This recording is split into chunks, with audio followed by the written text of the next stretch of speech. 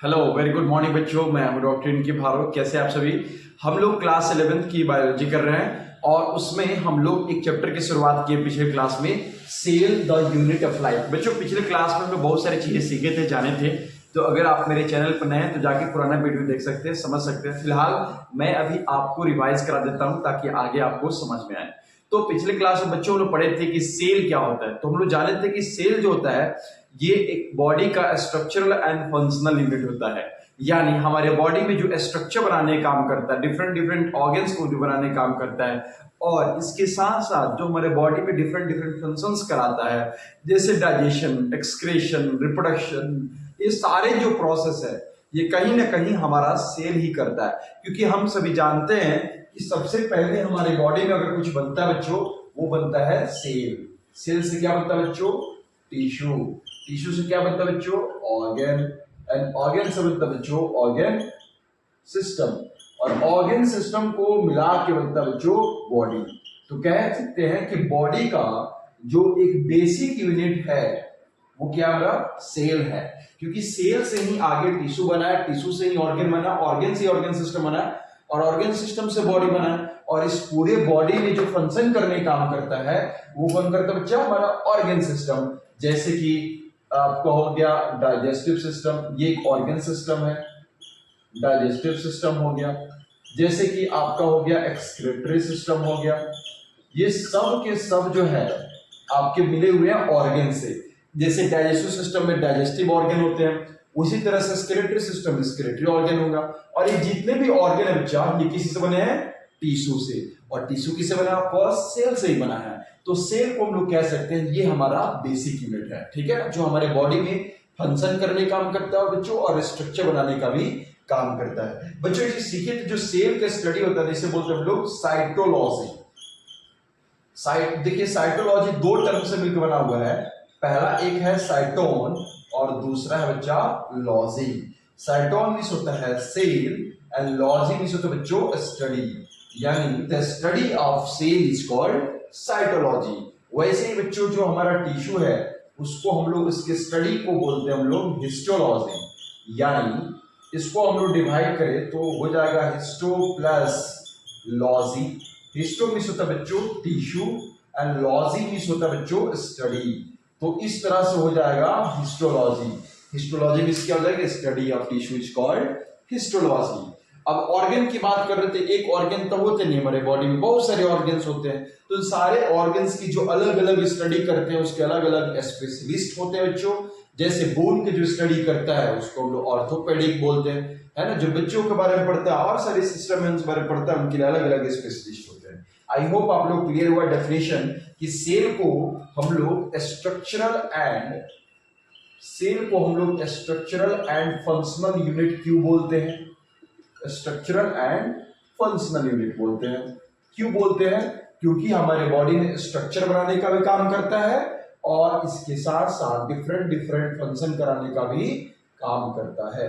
I hope clear है। फिर बच्चों हम लोग जाने थे कि जो हमारा सेल का डिस्कवर किसने किया था। तो इसमें बहुत सारे साइंटिस्ट के नाम आपको बताए थे और इसमें बहुत सारे साइंटिस्ट का योगदान भी रहा है। तो उसमें सबसे पहला जो योगदान रहा था बच्चों, ये था हमारे रॉबर्ट हुक साइंटिस्ट का। रॉबर्ट हुक साइंटिस्ट जो है 1665 में, यानी 1600 की बात कर रहे हैं, उन्होंने जो है कॉर्क नाम की जो पेड़ होता है उसके जो बार्क होता है उसमें उन्होंने बॉक्स लाइक स्ट्रक्चर देखा था। कुछ ऐसा दिखाई पड़ता है, ये बॉक्स लाइक स्ट्रक्चर जो कुछ ऐसा दिखाई पड़ रहा था। और इस बॉक्स लाइक स्ट्रक्चर को लैटिन में सेला बोला जाता है, क्योंकि ये कुछ ऐसा दिखाई पड़ता है जैसे जो आपके मॉन्क होते हैं, वो मॉन्क का जो मोनेस्ट्री होता है उसमें छोटे छोटे कंपार्टमेंट्स होते हैं, और वो छोटे छोटे compartments just look like a cell. तो इसीलिए उसको लैटिन में बोला जाता है बच्चों सेला, और उसी सेला से आगे एक टर्म आया सेल। तो रॉबर्ट हुक ऐसे पहले साइंटिस्ट थे बच्चों, रॉबर्ट हुक, जिन्होंने सबसे पहले सेल टर्म को दिया 1665 में। लेकिन उन्होंने जो देखा था एक्चुअली में, वो देखा था डेड सेल को, लिविंग सेल को उन्होंने नहीं देखा था। और जो सेल टर्म था उन्होंने ही, रॉबर्ट हुक साइंटिस्ट ने ही दिया था। उसी बीच में आपका सेक्शन 100 में एक और साइंटिस्ट आते हैं बच्चों, जिनका नाम है एंटन वॉन लीवेनहॉक। आई होप आप लोग नाम सुने होंगे, एंटन वॉन लीवेनहॉक। ये आप लोग क्लास 9-10 से पढ़ते आ रहे हैं, कोई बड़ी चीज नहीं है ना बच्चों। तो एंटन वॉन लीवेनहॉक साइंटिस्ट थे, इनके पास में एक प्रिमिटिव माइक्रोस्कोप था, बहुत पुराना माइक्रोस्कोप था, और ये नीदरलैंड्स के रहने वाले थे। तो इनके अंदर क्यूरियोसिटी था कि डिफरेंट डिफरेंट चीजें माइक्रोस्कोप से देखने में कैसे दिखाई पड़ती है। तो उन्होंने डिफरेंट डिफरेंट चीजों को देखा, जैसे पॉन्ड वाटर, स्पर्मेटोजोआ, और इसके साथ साथ डेंटल प्लग को। तो उन्होंने देखा कि इस माइक्रोस्कोप से इसके अंदर जो भी चीजें हैं जो माइक्रोस्कोपी को दिखाई ऐसे नेक्ड आई से नहीं दिखाई पड़ रही है, वो एक्चुअली में मूवमेंट कर रही है। तो उसको उन्होंने एनिमलक्यूल कर दिया, एनिमलक्यूल नाम दे दिया, उन्होंने सेल नाम नहीं दिया। सेल नाम किसने दिया बच्चों? रॉबर्ट हुक साइंटिस्ट ने 1665 में। इसीलिए कहा जाता है कि रॉबर्ट एंटन वॉन लीवेनहॉक ऐसे पहले आदमी हैं जिन्होंने फर्स्ट टाइम लिविंग सेल को देखा था। कैसे देखा था बच्चों? लिविंग सेल को। जबकि रॉबर्ट हुक ने क्या देखा था? डेड सेल को देखा। यही दोनों में सबसे इंपॉर्टेंट अंतर है, ये अपने को याद रखना है। हालांकि जो डिस्कवरर है सेल का, उसे श्रेय जाता है रॉबर्ट हुक साइंटिस्ट को, ठीक है ना, ये बात अपने माइंड में रखिएगा। इसके अलावा बच्चों एक और साइंटिस्ट का नाम हम लोग पढ़े थे, जिनका नाम था रॉबर्ट ब्राउन। नाम तो सुना ही होगा, है ना। इनका नाम है रॉबर्ट ब्राउन। ये रॉबर्ट ब्राउन ने सेल के अंदर न्यूक्लियस की खोज की थी। ये सारी बात हम पिछले क्लास के वीडियो में बता चुके हैं, तो आप एक बार देख सकते हैं। सॉरी, अगर आप जाके प्लेलिस्ट चेक करें बच्चों, तो ये अवेलेबल होगा, आप इसको देख सकते हैं, समझ सकते हैं, ठीक है ना। अब इसके अलावा दो और साइंटिस्ट बारे में बच्चों लोग पढ़े थे। एक थे हमारे मैथियास स्लाइडेन और दूसरा थे बच्चों थियोडोर स्वान। इन्होंने जो है ये बताया था कि जितने भी प्लांट्स होते हैं और जितने भी एनिमल्स होते हैं, ये सभी सेल के बने होते हैं। थियोडोर स्वान ने बताया था कि जितने भी एनिमल्स होते हैं वो सभी सेल के बने होते हैं। जबकि जो मैथियास स्लाइडेन थे, एक्चुअली में ये जर्मन बोटनिस्ट थे। इन्होंने बताया था कि जितने भी प्लांट्स होते हैं वो सभी सेल के बने होते हैं, है ना बच्चों। लेकिन थियोडोर स्वान ने एक और कुछ बातें बताई थी। ये बताई थी कि जितने भी प्लांट होते हैं और एनिमल सेल होते हैं, उनके बाहर एक एक्सटर्नल बाउंड्री होता है, जिसको आज हम लोग प्लाज्मा मेम्ब्रेन के नाम से जानते हैं, है ना बच्चों। और इसके अलावा और बताया था कि जो प्लांट सेल जो होता है, उसके आउटर कवरिंग को लोग सेल वॉल बोलते हैं। और ये डिफरेंट डिफरेंट कंपोजिशन के बने होते हैं अलग अलग एनिमल्स में। बैक्टीरिया में भी पाए जाते हैं, फंगस में भी पाए जाते हैं, और आपके प्लांट से भी पाए जाते हैं। बट एनिमल्स में कोई सेल वॉल नहीं पाए जाते हैं। आपके ये क्या नाम है, प्रोटिस्टा में कोई सेल वॉल नहीं पाए जाते हैं, एनिमल्स में नहीं पाए जाते हैं। बाकी बैक्टीरिया में पाए जाते हैं, फंगस में पाए जाते हैं। ये बात अपने को याद रखनी है बच्चों। कोई दिक्कत है? चलिए, अब ये सब लोग पढ़ लिए थे। लास्ट में हम लोग थ्योरी बताए थे, जिसे बोलते हैं हम लोग सेल थ्योरी। आई होप आप लोग सुने होंगे सेल थ्योरी। और सेल थ्योरी जो है, इसमें एक साइंटिस्ट का रोल नहीं रहा है, बल्कि 2-3 साइंटिस्ट का रोल रहा। सेल थ्योरी हमें बताता है बच्चों कि सेल किस चीज से मिलकर बने होते हैं, पहला सेल कैसे आया था, ये सारी इंफॉर्मेशन जो मिलती है हमें सेल थ्योरी से मिलती है। तो पहला चीज तो मैथियास स्लाइडेन और थियोडोर स्वान ने बताया था, उसको इंक्लूड कर देंगे कि all plants and animal cell are made of cell. All animal and plant are made of cell, पहली बात इंक्लूड कर देना है। दूसरी बात एक अलग साइंटिस्ट ने बताया था, और उनका नाम था बच्चों रुडोल्फ वर्सो। और रुडोल्फ वर्सो, इन्होंने अलग से एक पॉइंट इंक्लूड कर दिया था। रुडोल्फ वर्सो ने क्या इंक्लूड किया था बच्चों, कि इन्होंने एक टर्म बोला था लैटिन में, जिसका मतलब होता है कि all cell exist from pre existing cell. इसी को उन्होंने लैटिन में बोला था कि ओमनिस सेलुला ई सेलुला। उन्होंने लैटिन बोला था ये वर्ड, जिसका इंग्लिश में मतलब होता है कि all cell exist from pre existing cell. Means to से जितने भी नए सेल का फॉर्मेशन होता है वो अपने पुराने वाले सेल से होता है। इसी को उन्होंने ये लैटिन में बोला था ओमनी सेलुला ई सेलुला। अब इसका मतलब क्या है कि जितने भी नए सेल बनते हैं वो पुराने वाले सेल से बनते हैं। इसका मतलब ये हुआ बच्चों कि कोई भी अगर नया सेल बनता है तो पहले से जो एग्जिस्ट कर रहा सेल उसी से डिवाइड होके दूसरा सेल बनता है। जैसे मान लीजिए कि ये हमारा है बैक्टीरियल सेल है, मान लीजिए हमारा बैक्टीरियल सेल है, तो बैक्टीरियल सेल में हम सभी जानते हैं बाइनरी फिजन की प्रोसेस होती है, अमीबा में बाइनरी फिजन की प्रोसेस होती है, यानी एक सेल डिवाइड होके दो बन जाता है। तो ये जब सेल डिवाइड हुआ तो एक अलग बैक्टीरिया बना और ये एक अलग बैक्टीरिया बना। तो क्या देख रहे हैं यहाँ पे, दोनों नए सेल का जो फॉर्मेशन हो रहा है बच्चों, ये पुराने वाले सेल से हो रहे हैं। इसीलिए हम इसे बोल देते हैं कि all cells exist from pre existing cell, है ना। इसी को उन्होंने लैटिन बोला ओमनी सेलुला ई सेलुला। और जब दोनों पॉइंट्स को इंक्लूड कर देंगे बच्चों तो उसे हम लोग बोलते हैं सेल थ्योरी। तो सेल थ्योरी में दो बात याद रखेंगे। पहली बात कि all plants and animals are made of cell, जिसको दिया था मैथियास लाइडेन एंड थियोडोर श्वान ने। दूसरी बात किसने बताई थी, रुडोल्फ वर्शो ने। क्या बताया था बच्चों, ओमनी सेलुला ई सेलुला, मतलब all cell exist from pre-existing cells, all cells exist from pre-existing cells। इसी को उन्होंने बोला ओमनी सेलुला ई सेलुला। आई होप आप लोगों को क्लियर हो गया होगा। तो जो मेरे आज नए हैं, आज नए वीडियो चैनल पे आए हैं, उनको भी जरूर कुछ सीखने को मिलेगा। अगर फिर भी कोई डाउट रहता है बच्चों, कोई क्यूरी है, तो आप कमेंट सेक्शन में कमेंट कर सकते हैं। ऑफ कोर्स मैं नेक्स्ट वीडियो में एक छोटा सा पॉइंट रख के तब आगे की तरफ बढ़ूंगा।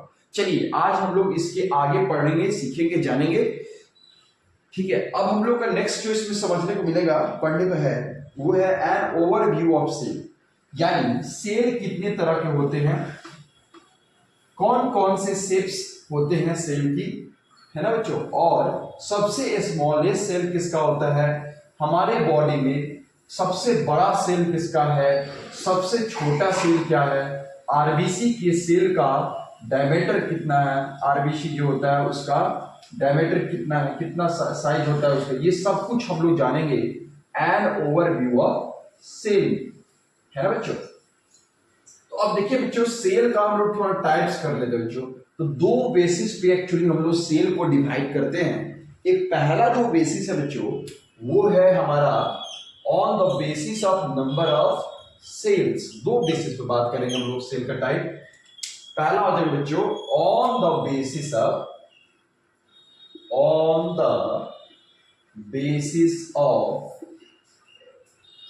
Number of cells. सेल्स के नंबर के आधार पे सेल कितने तरह के होते हैं, मीन्स टू से उसके बॉडी में एक से ज्यादा सेल है या एक सिंगल सेल है। तो अगर हम लोग बात करें नंबर ऑफ सेल्स के आधार पर बच्चों, तो सेल्स के दो टाइप हो जाएंगे। एक पहला है बच्चों जिसे बोलते हैं हम लोग यूनिसेलुलर, और दूसरा जो होता है बच्चों इसे बोलते हैं हम लोग मल्टी सेलुलर। यानी सेल्स के नंबर के आधार पे कह सकते हैं ऑर्गेनिज्म दो तरह के हो जाएंगे। एक पहला यूनिसेलुलर ऑर्गेनिज्म और दूसरा मल्टी सेलुलर ऑर्गेनिज्म। तो बच्चों पहला है हमारा यूनिसेलुलर और दूसरा है बच्चों मल्टी सेलुलर। यूनिसेलुलर कहने का मतलब क्या हुआ, कहने का मतलब ये हुआ बच्चों कि उसके पूरे बॉडी में एक ही तरह का सेल होगा या उसका एक ही सेल बॉडी के सारे फंक्शंस को परफॉर्म कराता है, इसलिए इसे हम लोग बोलते हैं यूनिसेलुलर ऑर्गेनिज्म। एक ही सेल, सिर्फ एक ही सेल से उसका बॉडी बना है और एक ही सेल सारे फंक्शंस को परफॉर्म करता है। यूनिसेलुलर जितने भी ऑर्गेनिज्म होते हैं बच्चों बहुत ही ज्यादा छोटे होते हैं, माइक्रोस्कोपिक होते हैं, क्योंकि सिंपल सी बात है एक ही सेल है, उसके बॉडी में ना ही कोई ऑर्गन सिस्टम है ना ही कोई स्पेशल ऑर्गन है, इसलिए ये यूनिसेलुलर है। तो लिख सकते हैं कि made of only single cell that perform all functions. सिर्फ सिंगल सेल से मिलकर बना है जो कि सारा के सारा फंक्शंस परफॉर्म करने का काम करता है। अब बच्चों याद कीजिए, जब मैं आप लोगों को 5 किंगडम क्लासिफिकेशन बताया था, Monera, protista, fungi, Plantae, Animalia, पूरे लिविंग वर्ल्ड्स को हम लोग 5 किंगडम में डिवाइड करके पढ़ते बच्चों। और ये जो 5 किंगडम क्लासिफिकेशन दिया था ये आर.एच. व्हिटेकर साइंटिस्ट ने दिया था। और हम सीखे थे कि जो हमारा सबसे पहला ग्रुप होता है मोनेरा, इस मोनेरा ग्रुप में सबसे प्रिमिटिव ऑर्गेनिज्म आते हैं, यानी इसमें सबसे पुराना जो था बैक्टीरिया था। ये बैक्टीरिया पुराना है, यानी ये है प्रोकैरियोट्स, और इसके साथ साथ इसका बॉडी एक ही सेल से बना है, इसीलिए बच्चों इसे बोलते हैं यूनिसेलुलर ऑर्गेनिज्म। दूसरा जो हमारा ग्रुप था बच्चों, इसे बोलते हैं हम लोग प्रोटिस्टा। प्रोटिस्टा में जिसमें अमीबा, पैरामीशियम और भी सारे छोटे छोटे यूग्लिना, बहुत सारे छोटे छोटे जीव आते हैं बच्चों। तो ये सारे होते तो मल्टी सेलर है, सॉरी क्या बोलते हैं, ये यूकैरियोट्स होते हैं, लेकिन इनका बॉडी भी एक ही सेल से मिलकर बना है, इसलिए ये सब भी क्या होते हैं, यूनिसेलुलर होते हैं। तो लिख सकते हैं बच्चों इसके एग्जाम्पल में लिखिए तो सबसे पहला हो जाएगा बच्चों हमारा बैक्टीरिया, दूसरा जो हो जाएगा हमारा अमीबा। ये सारे जो हैं हमारे क्या है, यूनिसेलुलर ऑर्गेनिज्म बच्चों, क्योंकि इनका बॉडी एक ही सेल से मिलकर बना है। दूसरा है हमारे बच्चों मल्टी सेलुलर ऑर्गेनिज्म। तो मल्टी सेलुलर ऑर्गेनिज्म जस्ट इसके अपोजिट हो जाएगा, जिसका बॉडी एक से ज्यादा अलग अलग सेल से मिलकर बना होता है, जो अलग अलग फंक्शन को परफॉर्म कराता है, उसे हम लोग बोलते हैं बच्चों मल्टी सेलुलर ऑर्गेनिज्म। तो लिख सकते हैं कि मेड अप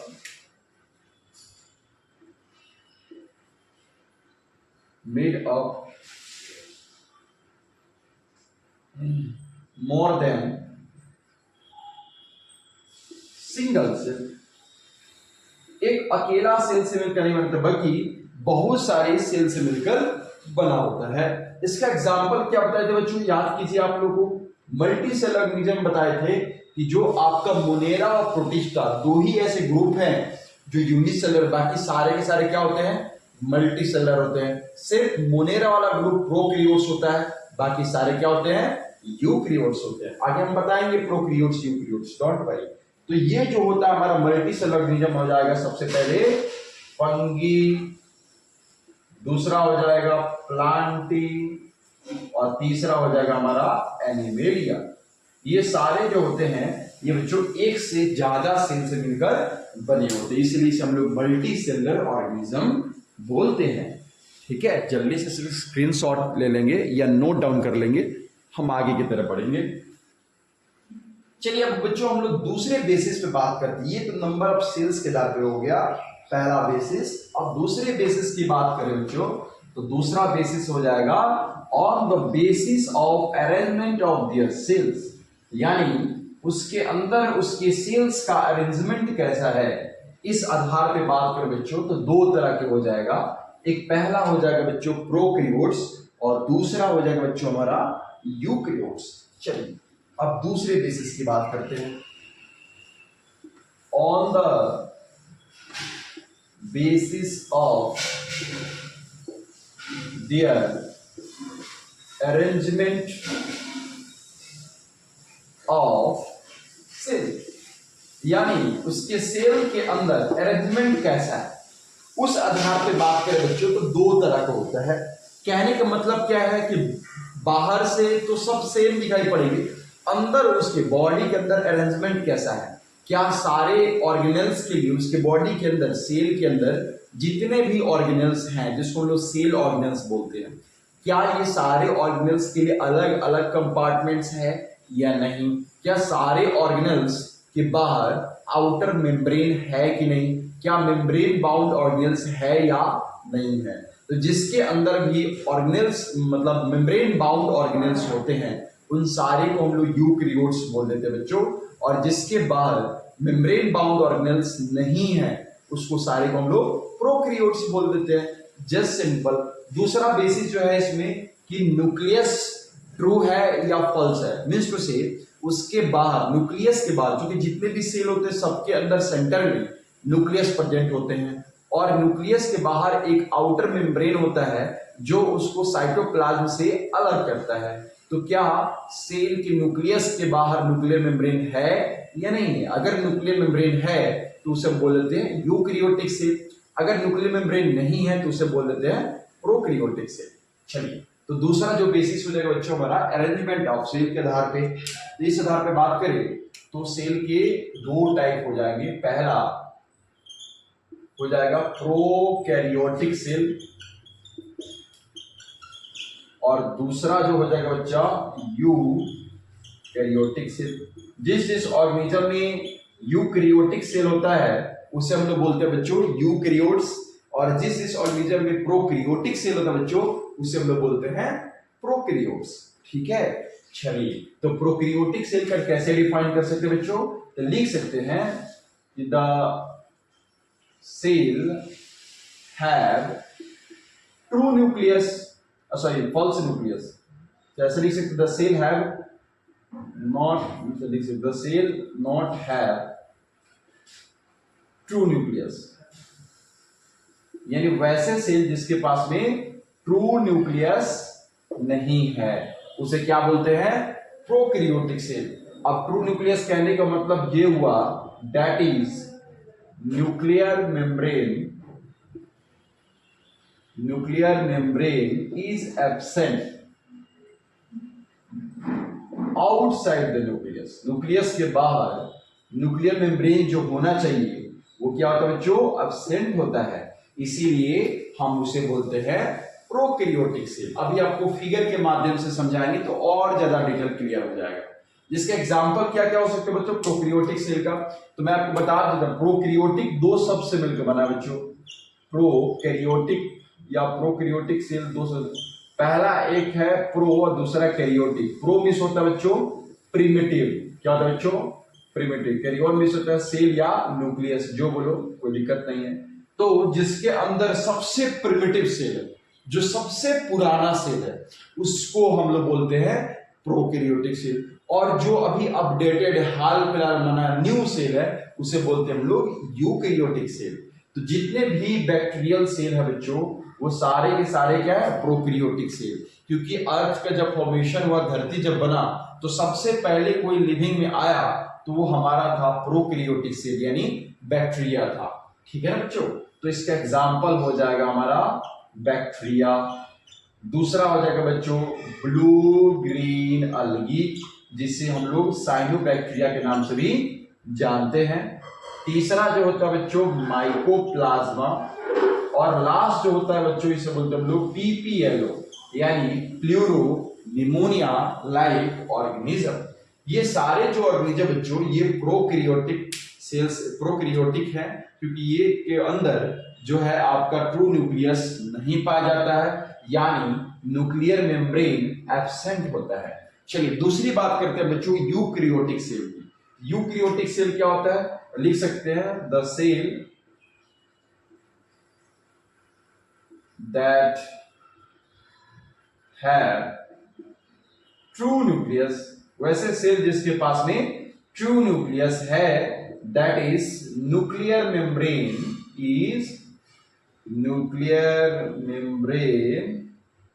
इज प्रेजेंट। उसके न्यूक्लियस के बाहर न्यूक्लियर मेम्ब्रेन प्रेजेंट है, इसीलिए उसे हम लोग क्या बोलते हैं बच्चों, यूकैरियोटिक सेल। तो मैंने बताया था सिर्फ और सिर्फ मोनेरा वाला ग्रुप को छोड़ के बाकी जितना भी ग्रुप है 5 किंगडम क्लासिफिकेशन में, वो सारे के सारे क्या होते हैं बच्चों, यूकैरियोटिक सेल होते हैं, सारे के सारे यूकैरियोटिक। जैसे हो गया आपका अमीबा, पैरामीशियम,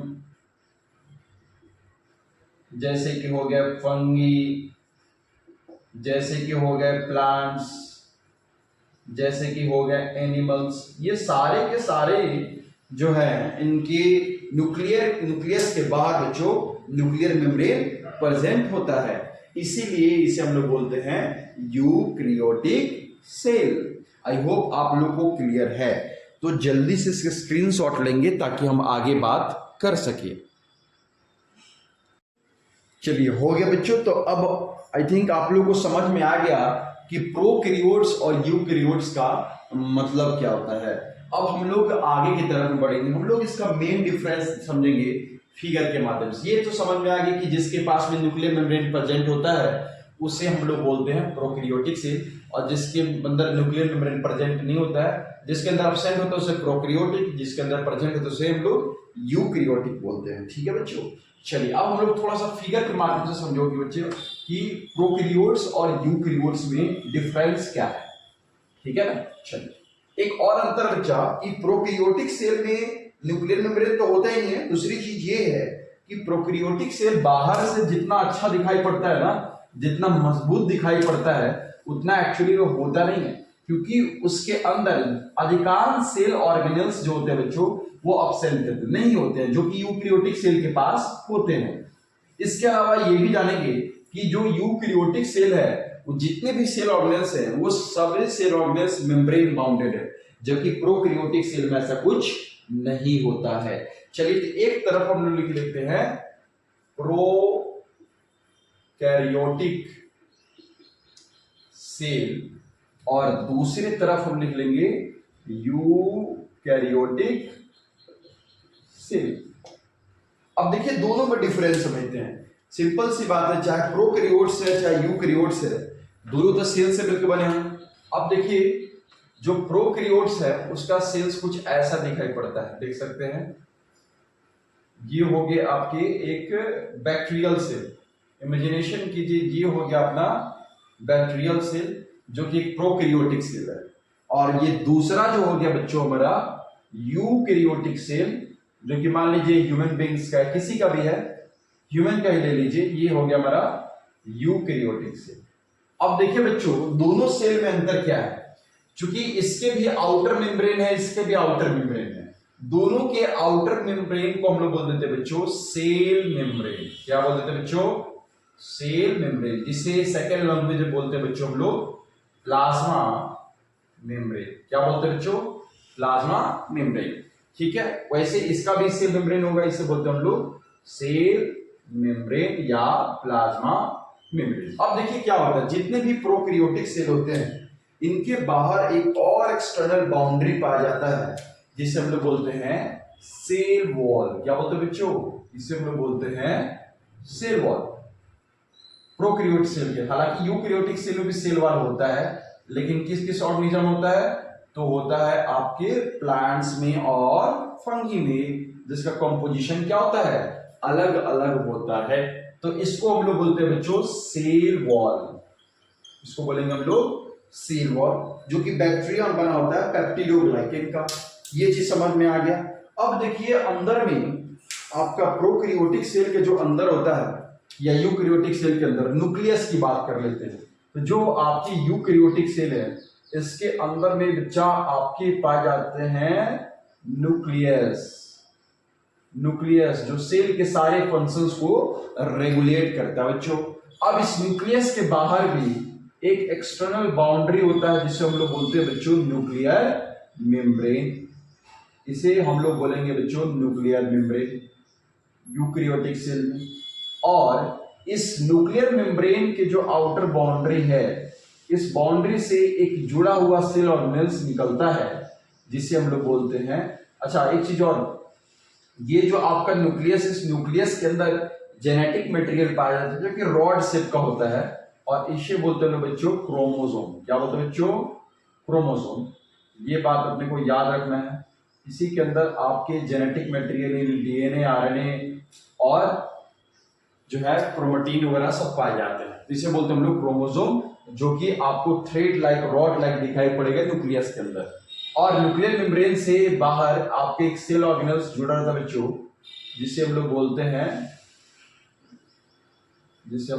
हैं एंडोप्लाज्मिक रेटिकुलम। इससे बाहर एक ऐसे मेम्ब्रेन से स्ट्रक्चर जुड़ा रहता है जिसे बोलते हैं हम लोग ER, शॉर्ट फॉर्म बोलते हैं बच्चों एंडोप्लाज्मिक रेटिकुलम, यानी शॉर्ट फॉर्म बोलेंगे ER, एंडोप्लाज्मिक रेटिकुलम।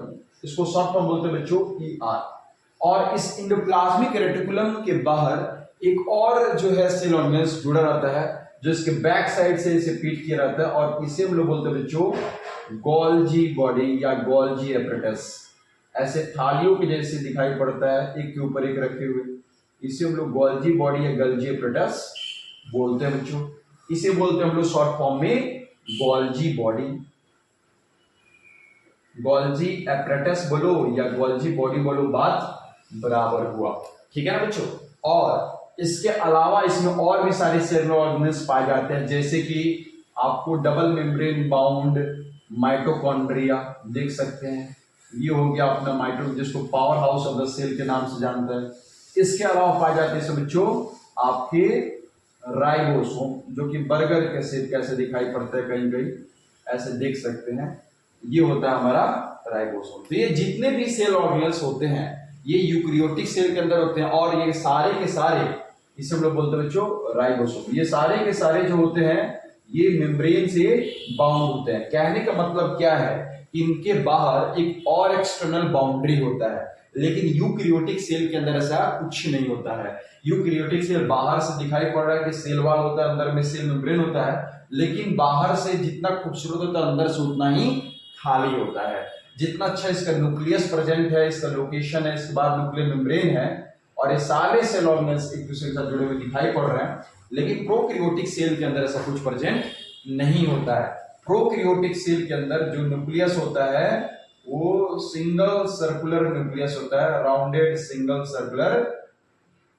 डीएनए पाया जाता है। ऐसे राउंडेड न्यूक्लियस होता है बच्चों, जिसे हम लोग बोलते हैं न्यूक्लियोइड। न्यूक्लियस नहीं है बच्चों, ये न्यूक्लियोइड्स है। सिंगल सर्कुलर डबल, इसे बोल सकते हैं बच्चों नेक्ड सिंगल सर्कुलर डीएनए, ये इसका जेनेटिक मटेरियल है। नेक्ड है सिंगल सर्कुलर डीएनए, और इसी से आपको जुड़ा रहता है मैसेंजर आरएनए। मैसेंजर आरएनए का मतलब होता है ये, इस पे अगर राइबोसोम लगे रहेंगे तो ये जो है प्रोटीन बनाने का काम करता है, और इसको हम लोग बोलते हैं बच्चों पॉली राइबोसोम। क्या बोलते हैं बच्चों? Poly ribosome.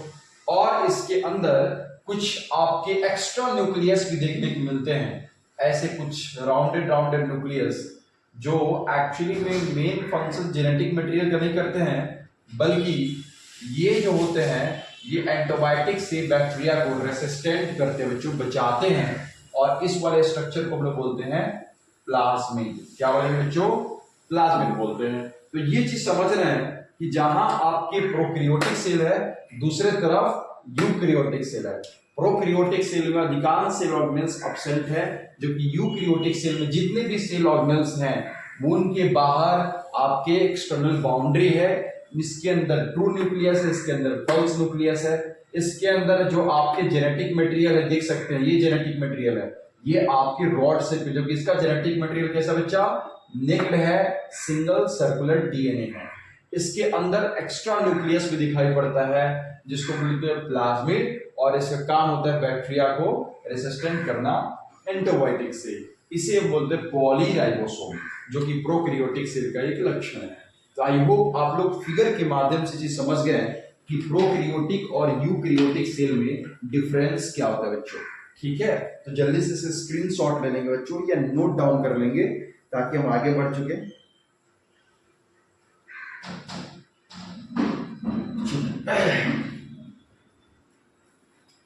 अब बात करेंगे बच्चों सबसे छोटा सेल किसका होता है और सबसे बड़ा सेल किसका होता है। यूनिसेलर में सबसे बड़ा सेल किसका होगा, सबसे छोटा सेल किसका होगा। मल्टी सेलर में सबसे बड़ा सेल किसका होता है, सबसे छोटा सेल किसका होता है। चलिए अब हम मिटा रहे हैं इसे। आई होप आप लोग को क्लियर हो गया कि प्रोकैरियोटिक सेल और यूकैरियोटिक सेल में क्या डिफरेंस है।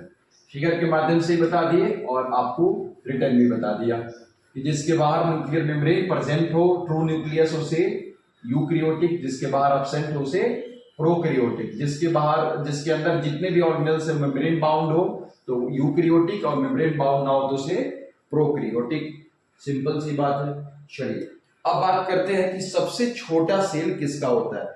तो जो सबसे स्मॉलेस्ट सेल होता है बच्चा, जो सबसे स्मॉलेस्ट सेल होता है बच्चों, ये होता है माइकोप्लाज्मा का। माइकोप्लाज्मा ये बैक्टीरिया से भी ज्यादा छोटा होता है, करीब करीब होता है 0.3 माइक्रोमीटर, बहुत ही ज्यादा छोटा होता है, बैक्टीरिया से भी कहीं ज्यादा छोटा होता है।